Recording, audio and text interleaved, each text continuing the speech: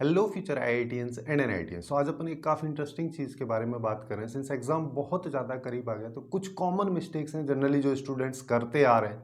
इस तरीके की मिस्टेक्स अपने को किसी भी हाल में अवॉइड करनी है, किसी भी हाल में नहीं करनी है। अदरवाइज हो सकता है आपका आता हुआ सिलेक्शन हाथ से निकल जाए। इसमें कुछ मिस्टेक्स जो हैं पेपर के टाइम से रिलेटेड और कुछ मिस्टेक्स जो हैं एग्जाम से पहले की हैं। जैसे कि सबसे पहली और सबसे इंपॉर्टेंट चीज़ जो है वो आपकी हेल्थ से रिलेटेड। आपको अपनी हेल्थ को मेंटेन करके रखना है और उसके साथ साथ जो आपका स्लीपिंग टाइम है वो 12 से 6 का होना चाहिए। कुछ लोग क्या करते हैं, कभी 3 बजे तक पढ़ रहे हैं फिर 10 बजे तक सो रहे हैं और 2 दिन बाद एग्ज़ाम है और एग्ज़ाम मान लो मॉर्निंग शिफ्ट में है ना, 9 से 12 के शिफ्ट में अगर मान लो आपका एग्ज़ाम है तो ऐसा ना हो कि एग्ज़ाम टाइम में आपको नींद आ रही हो या फिर इस तरीके का लगे कि भाई अब तो पूरा झपकियाँ ले रहे हैं बैठ के वहाँ पे। तो इस तरीके के माहौल से क्या होगा कि पूरा आपका एग्ज़ाम टाइम जो है वेस्ट हो जाएगा और बहुत बड़ी और प्रॉब्लमेटिक सिचुएशन यहाँ पे क्रिएट हो सकती है। और किसी भी हाल में जो आफ्टरनून नैप वगैरह लेते हैं उसका भी अपने को खास करके ध्यान रखना है, क्योंकि कोई सी भी शिफ्ट में हो सकता है 9 to 12 हो या फिर 3 to 6 हो। तो दोनों शिफ्ट का जो टाइम है इसमें किसी भी हाल में आपको सोते हुए नहीं रहना है, क्योंकि एक दिन में जो स्लीप साइकिल है वो ठीक नहीं होता, तो 2-4 दिन उसको मेंटेन करने के लिए लगते हैं। तो प्रॉपरली 12 से 6 के टाइम पे सो, उसके बाद बाकी वाले टाइम में आप अपने से अच्छे से पढ़ाई कर लो। वहीं पे कुछ काफ़ी सारी जगह पे मैं ये सारी टाइप की कुछ वीडियोस देखने को अभी मिली हैं कि अभी तो एग्ज़ाम हुआ नहीं है, काफ़ी सारी जगह पे कुछ लोग कट ऑफ्स बता रहे हैं, कुछ लोग बता रहे हैं कि पेपर का लेवल ऐसा होगा कि 28-29 को टफ होगा, 22 को सबसे ज़्यादा ईजी होगा और उसमें भी पहली शिफ्ट जो है उसमें बहुत भयंकर तरीके से ईजी आने वाला है। ऐसा कुछ नहीं होता है। आप चाहो तो जेईई मेंस 2022 के पेपर्स को उठा के देख सकते हो। तो इस तरीके की वीडियो से, इस तरीके के कंसेप्ट से, चीज़ों से बचना है जिससे कि बिना फालतू का एंग्जाइटी और एंग्सियसनेस क्रिएट ना हो। और मैं तो ये भी बोलूँगा कि जैसे अगर मान लो तुम्हारा एग्जाम 23rd को है और 22nd को जो भी पेपर हुआ है, अब उस पेपर का एनालिसिस देखने लग जाते हैं, पूरा दिन उसी में वेस्ट कर देते हैं। अब ऐसा है नहीं ना कि मान लो जो पेपर 22 को हुआ है वैसे ही सेम क्वेश्चन 23rd को आने वाले, ऐसी कोई पॉसिबिलिटी नहीं है दूर दूर तक, है ना। बस अपन जो भी पढ़े हैं उसको अच्छे से रिवाइज कर लो, उसके साथ साथ रिसेंट 4-5 साल के जो पीवाईक्यूज हैं उन सबको, अब देखो सॉल्व करने का टाइम उतना है नहीं तो पीवाईक्यूज को रिवाइज कर लो, जिसमें भी मैं बोलूँगा कि 21 से, क्योंकि 2020 की बात करोगे उससे पहले वाले जितने भी पीवाईक्यूज हैं जनरली फार्मूला बेस्ड हैं, तो 21 से आप 24 तक के जितने भी पीवाईक्यूज आए उनको एक बार अच्छे से रिवाइज कर लो। और उससे भी ज़रूरी चीज़ एक और है, मैं उसके बारे में भी बता देता हूँ कि आपको ना, जैसे अगर मान लो आपका शिफ्ट बहुत लेट है और अभी भी टाइम है, वैसे देखा जाए तो 22 के लिए भी टाइम है, एक लिस्ट प्रॉपरली बना लो तीनों सब्जेक्ट का, जैसे फिजिक्स, केमिस्ट्री एंड मैथ्स हो गया।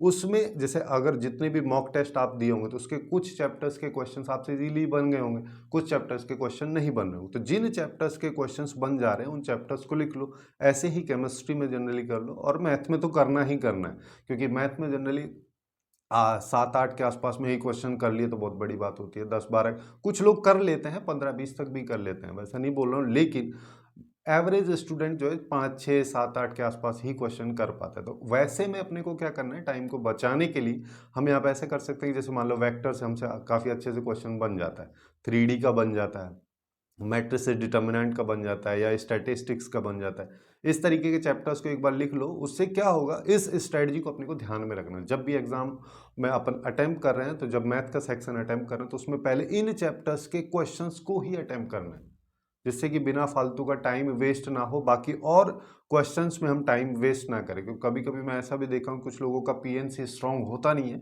लेकिन पीएनसी का जो क्वेश्चन है उसको बैठ के अटेम्प्ट कर रहे होते हैं, उस पर 4 मिनट 5 मिनट इस तरीके से टाइम लगा देते हैं। तो इस तरीके से किसी भी हाल में अपने को टाइम वेस्ट नहीं करना है। और उसके साथ साथ जो स्ट्रेटजी है, जैसे कि जब भी आप मॉक टेस्ट दिए होगे तो एक प्रॉपर स्ट्रेटजी होता है कि पहले मैं ये सब्जेक्ट करूंगा, उसके बाद ये सब्जेक्ट करूंगा, फिर ये सब्जेक्ट करूंगा। जनरली स्टूडेंट्स को होता है कि पहले केमिस्ट्री कर लेते हैं, फिर फिजिक्स कर लेते हैं, लास्ट में मैथ को टाइम देते हैं। यहाँ पे भी अपने को टाइम का थोड़ा सा ध्यान रखना है कि ऐसा ना हो किसी भी सब्जेक्ट में, इन दोनों सब्जेक्ट में ही मिला के 2.5 घंटा हो गया, है ना। हाफ आवर मैथ को दे रहे हैं, हाफ आवर में कितने ही क्वेश्चन बना लोगे। क्योंकि किसी भी सब्जेक्ट को लेके देख लो, कुछ क्वेश्चंस तो एकदम इजी रहेंगे, इजी रहेंगे, एकदम इजीली डुएबल रहेंगे, सीधा फॉर्मूला बेस्ड, कुछ क्वेश्चन तो एटलीस्ट रहेंगे ही रहेंगे। और ये हर शिफ्ट में होता है। तो वैसे क्वेश्चंस को अपने को किसी भी हाल में नहीं छोड़ना है, क्योंकि वैसे क्वेश्चंस हर कोई कर रहा होगा। तो फिर उसका सीधा इम्पैक्ट जो है अपने परसेंटाइल पे पड़ेगा। और यहाँ पे कोई भी नया स्ट्रेटजी नहीं लगाना है, जैसे मान लो केमिस्ट्री से पहले कर रहे हो, फिर फिजिक्स से कर रहे हो, और फिर मॉक मैथ से कर रहे हो, ऐसा तुमने मॉक टेस्ट में किया है। तो अब अचानक से ऐसा नहीं कि चलो मैथ पहले स्क्रीन पे दिख रहा है, पहले ही मैथ से स्टार्ट कर दी, अब शुरू के 2 क्वेश्चन बने नहीं, हालत खराब हो जानी। तो इस चीज़ का खास करके अपने को ध्यान रखना है।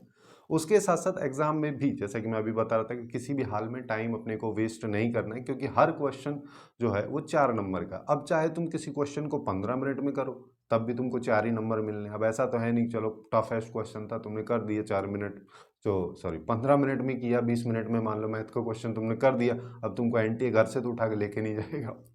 तो इस चीज़ का खास करके ध्यान अपने को रखना है कि किसी भी हाल में अपने को टाइम वेस्ट करना ही नहीं है।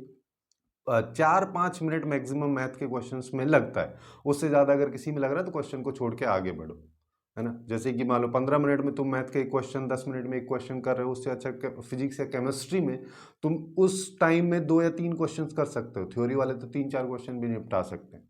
और कभी कभी कुछ क्वेश्चंस, कुछ स्टूडेंट्स को मैं ऐसे करते हुए भी देखा हूँ कि वो लोग जनरली क्या करते हैं कि थ्योरी वाला क्वेश्चन है, उसी में बैठ के सोच रहे हैं, लगा रहे हैं पूरा गणित, और 5-7 मिनट लगा दिए। अब ये बिल्कुल वेस्ट हो रहा है टाइम। इस तरीके से किसी भी हाल में अपने को नहीं करना है। टाइम बहुत ज़्यादा ज़रूरी और बहुत इंपॉर्टेंट यहाँ पे है। अब जब क्वेश्चंस अटेम्प्ट कर रहे होगे तो इस चीज़ का भी ध्यान अपने को रखना है, ठीक है? तुक्का किसी भी हाल में नहीं लगाना। तुक्का तुम तब लगा सकते हो, मान लो टोटल तुम्हारे क्वेश्चन ही 20 या 20 से 10 से 15 के आसपास में टोटल क्वेश्चन पेपर में हो रहे। अब फिर चाहे कुछ भी करो, क्या ही फर्क पड़ना, क्योंकि उतने से कुछ हो नहीं पाएगा, है ना?